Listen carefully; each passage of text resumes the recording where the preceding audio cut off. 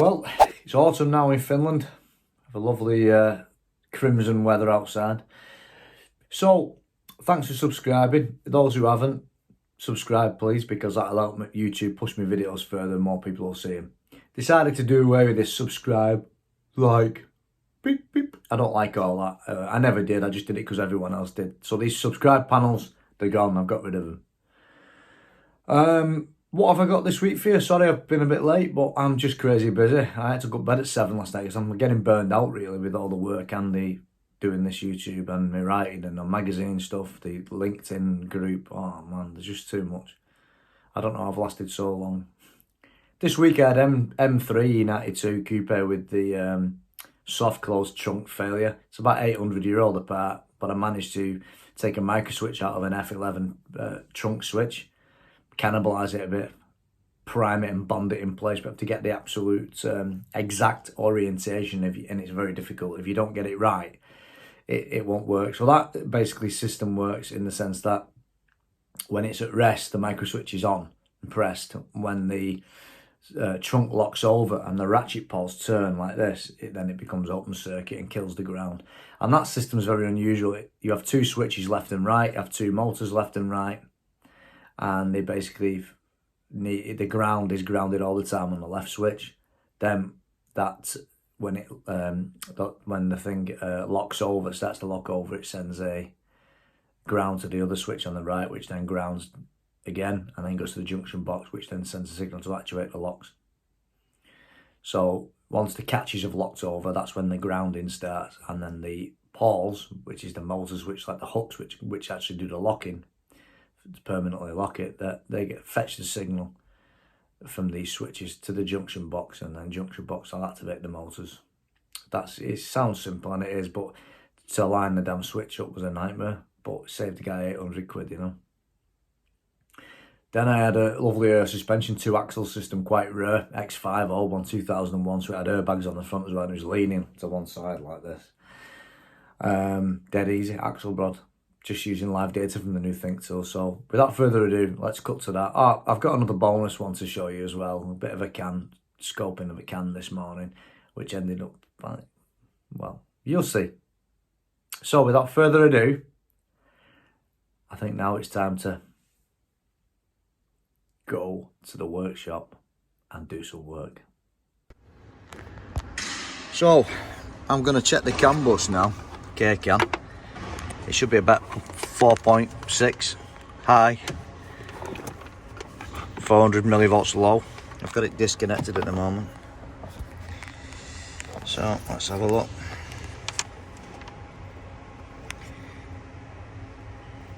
It's probably gone to sleep now, the car's gone to sleep, so I'll have to wake the car up because it's gone to sleep now.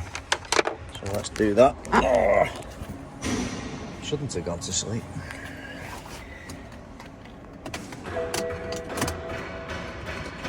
So I'm just trying to recode some control units because we've replaced these because of this water leak. Forgot my glasses again, they're not much crap anyway, to be fair. But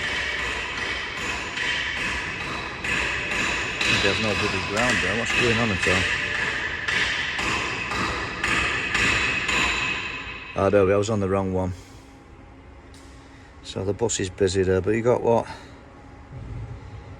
0.4, that's the low. There we are, 4.5, nothing wrong with that. Of course we'd have to scope it, but 4.5 K-CAN high and more or less 400 millivolts K-CAN low. It's quite reasonable, that's exactly what I'd expect to see. By the way, this is a superb meter. Every time you use it often, the light will switch on. It's frigging brilliant. I've got the Fluke as well, but this I just love. It's just a frigging good meter, I really like it. Very stable, very good product. Well, there's clearly nothing wrong with that K-CAN signal, is there? So there's something else going on here. It's a bit weird really. So we've got power, we've got ground, we've got K-CAN signal. And what we'll do, we'll plug it in and see if we have the same signal. Yeah, basically it's exactly the same, so I need to work out what's going on. I wonder if we disconnect the motor side of it. If the motor's feeding back into the unit. That can happen sometimes. Doesn't affect the signal, I don't think. Oh, does it? Let's see. Nah, it doesn't affect the signal at all. So what we'll try and communicate. If we don't communicate, there's an issue. But really, there's no other reason that it wouldn't communicate, really. It's very strange. Here's the danger when customer supplies a used part. The no comms is quite simple because this also has water damage in it. You can see it there, so basically that's also faulty. So this is the issue. I have no problem with people using used parts because the cost is unbelievable. But this, you know, this is the sort of thing. I've just spent half an hour messing around. And I just thought, obviously, I was going to basically open this up and see if I've got 12 volt each side of the pin. I've just checked the pin contacts, they're quite tight, but I wanted to check, have I got 12 volts here? Well, when the plug's in, I can't, but if I go inside, I can check the pins on that side. So I'll open it up now and have a look. Yeah, I would get your money back if I were you. I would get your money back. That's just ridiculous. It's even worse than the one I took out. So yeah, so that's that mystery solved. You're right. You know, years ago we never had any problems with these heater boxes on BMWs, not really. This one I'm taking out, the heater box, because there's a fault with the mix flap on the right side. The motor just, it goes past the end, the learn stops with the motor and the motor goes into limp mode. And the result is that it's constantly blowing hot. It won't blow cold at all, and that's not really very good, is it, basically? So that's the box I'm going to take out. There's the heater system, in case you're wondering, that's the heater matrix. And obviously at the back of the box, we've got the motor. A bit awkward changing that when the dashboard's in. I wouldn't like to change that motor there, but it won't be a problem for us today. Drain is underneath there. I need to build this up 20 minutes ago, but the problem is I've just replaced this. Because I got given a new one, and it's an absolutely terrible design in that it pushes through. Look, these tabs, they don't lock in proper, so there's a danger of that condensate drain leaking back into the vehicle. It locks in that one there, but look, it's just garbage. So now I'm going to have to replast them on with activation spray, because that is pathetic. Look at the state. No mechanic would ever design that like that. That's an engineer who's done that. What do we think of engineers on this channel? Alright, so I'll replast that. If you're ever going to use this Worth stuff, replast. It's damn good, but make sure you use this first. Activation spray, replast, activation spray, otherwise it doesn't really grip. It's good as well if you key it. The only thing is, it takes bloody ages to dry. Ages. But I ain't got that long. I want this back in today. It's 3:20 and I want to get home and make this video for the podcast. So we'll get a hook, because I'm not going to have this start leaking in the car after all this bloody work. Forget that for a game of bloody soldiers, let me tell you. It goes off in about 40 seconds, this stuff. It's crazy strong stuff. So you have to keep using a new nozzle every time. And pull that tight now and put a bit more for bloody good measure. I can't stand bad engineering designs. Like, you know, it's unacceptable really to have something designed like this. It's a bloody joke. Shouldn't be our job as mechanics to bloody re-engineer something that some idiot thought was going to be acceptable when it clearly just isn't acceptable, is it? It's quite good, it's going off already. It don't really usually stick to rubber, but in a way it might do. And it's pathetic. Is this? And that stuff, that replast, it goes off so fast. It's kind of probably almost gone off now. It takes about a minute and you're right, you know. It's already. Trouble is, it don't stick to every type of plastic. But these are the things as a mechanic, what customers and people who aren't in the industry aren't aware of, that you've got to do things that really you shouldn't have to do because you don't want it coming back, because having to take all this out again, which would be the only option, would be a nightmare. The one I've just done, whole interior ripped out. Seems quite reasonable. Yeah, so all's well that ends well, I guess. Right, so what I've got is, this is where the stepper motor would usually go. And it just goes ooh, ooh, ooh, like that, back and forth, left and right, whatever. And this motor, its job is to control the temperature, because obviously it's the easiest way to do it, but if you can see there, that's the problem. And it's quite common on these newer BMWs, where it goes inside like that. Look, it's jammed there. It's not fit for purpose to flap.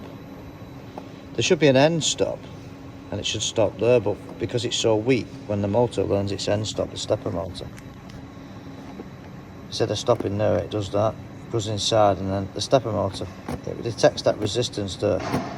It's quite a bit, I can feel it in my hand, that resistance. The new one is much more positive, it doesn't do this. It's a bloody stupid system, really. It's very poor. You wouldn't really expect that, would you, on a modern vehicle?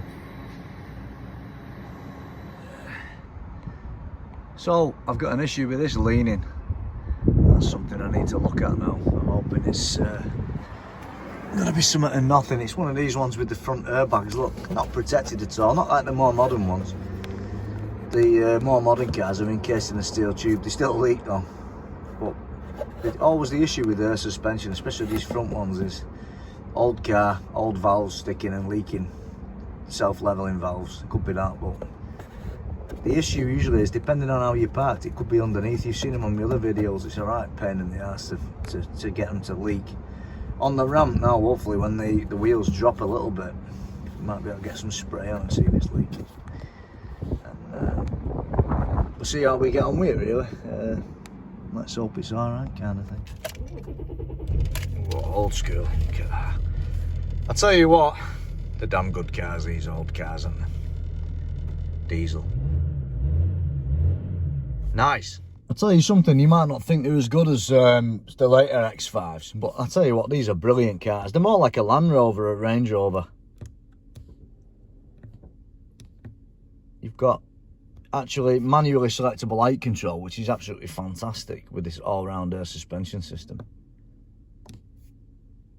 I can hear a compressor trying to kick in. That's not good. And it ain't leveling it. So that's the issue, innit? I can hear it kicking in there. Well, you can see the LED, it's trying to shabool, you know. Let's start that again, ignition, on and off. It's trying to go down for some reason. It's a bit weird, really, isn't it? Fuck off, cocksucker.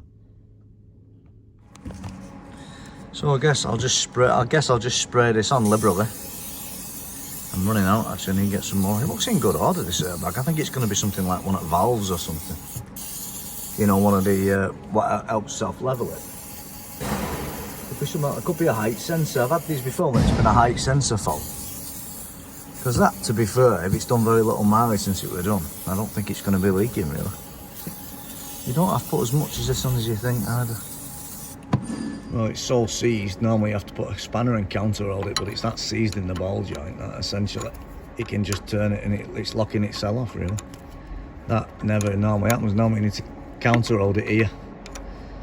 So that's a sign that it's absolutely not going to work really. It's just jammed that. I don't think it's going to do anything. See, if it can't move on the ball joint, you would think it would still swing it up, but it doesn't. They just stay stationary. That's the problem. So I'll whip this off and we'll resume filming once we've got a bit further down the line. Well, it's a bit dodgy and it's only a temporary solution because we just don't have any in stock. But there's actually a little tiny bit of play there, so it should move still. So I've just locked two nuts and stop it falling off. It's hardly on that end one, but it will allow it to move with the axle.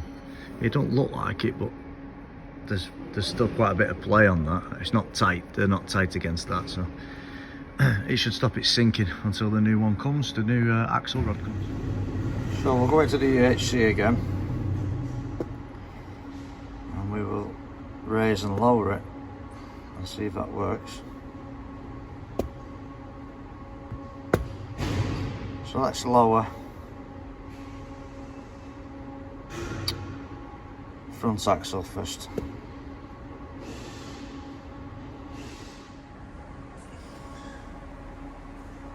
It's definitely lowering it, isn't it? It's lowering it at like Billy, or is that? Wow. All we need to do now is raise it. Right, that's as low as I want to go. And the proof of the pudding is, can we raise it? Raise front axle.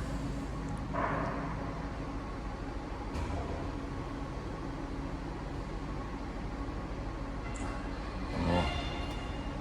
Can it raise both sides?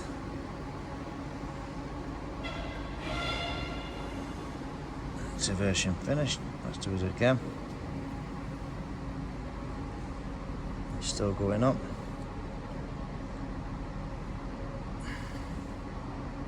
Still going up. Tell you what, I might have cracked in. It just needs an axle rod, not even a sensor. That'll be nice, won't it? Well, it's not sagging no more, is it? So, that's now unlocked. We lock it over. So what should happen is, there should be, that's the output from the left. That'll go to the right. This is the main ground, of course. That's okay. This one here, I need to look into, there's 12 volts and I'm not sure about that yet. I need to work out what that is. God, it's a wiring diagram, it doesn't exist. So when it's locked, you'll have a ground there. You go to this side, you'll have the same colour wire, which is white and green, as a ground. So that's output, input, and then the final output to junction box electronics is that. As you can see, there's no ground on it, so it can't operate the soft close mechanism. Ah, now it's grounding. Now it's working. So every now and then it's intermittently not working.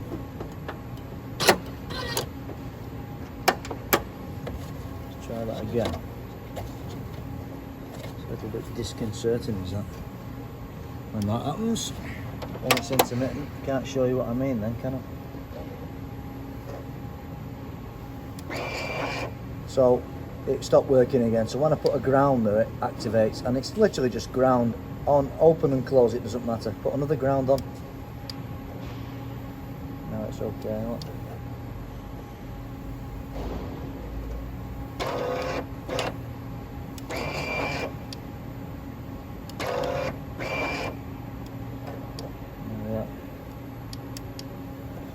Every now and then it just stops working completely. So what I'm doing now is I'm just checking the continuity of the switch.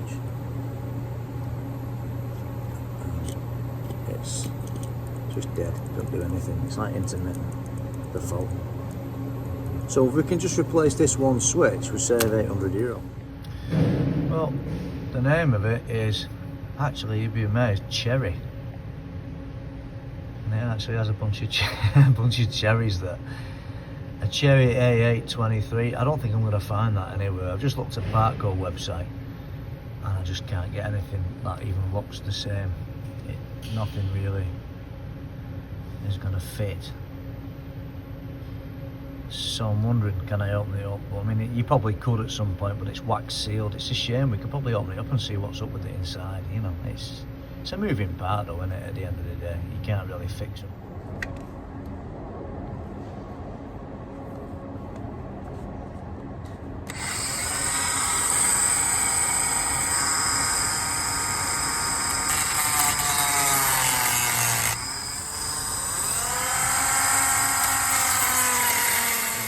That's how it ended up. It looks like crap, but that's epoxy. The replast ended up with this stuff. Jesus, I can't. I tried to get it off with a screwdriver to adjust it. I had no chance of doing that. And you just see it working now. Look. Now the job's going to be to get it back on the car. The angle was difficult because it's not the right switch. I ended up bending the wire in, putting a twisted pair on and feeding it through there. And now we'll see if it works. What we'll have to do is we'll have to lock it over like that. So it's locked over and you heard the motors then. The motors kind of did the job. And it's opening just nice, that, isn't it? But it's difficult, is this, because this switch now don't do anything. It's a dummy job. This is the master what sends the ground, remember. If you just look at the soft drive mechanism. So it's closing nicely and it brings the switch down with it. Now how long it'll last, I've no idea. But that's 800 quid. 800 euro that. Let's open it again. That's working now. So yeah, I'm dead happy with that. All I need to do now is just tidy everything up. Whew, that was a hell of a week, yeah? So that's what it's like being a BMW fault finder. So if you want to be a BMW fault finder, that's what you need to do. Okay, if you're in a BMW dealer, you don't have to do all that messing about, but we like to sometimes save money if we can. And that's the beauty of working an independent specialist. You're not tied to the bureaucracy of these dealerships, which I have worked in a BMW dealers for quite some years. So I know the difference between two types of business models, you know. So until next time, I'll keep making them as long as you keep watching them.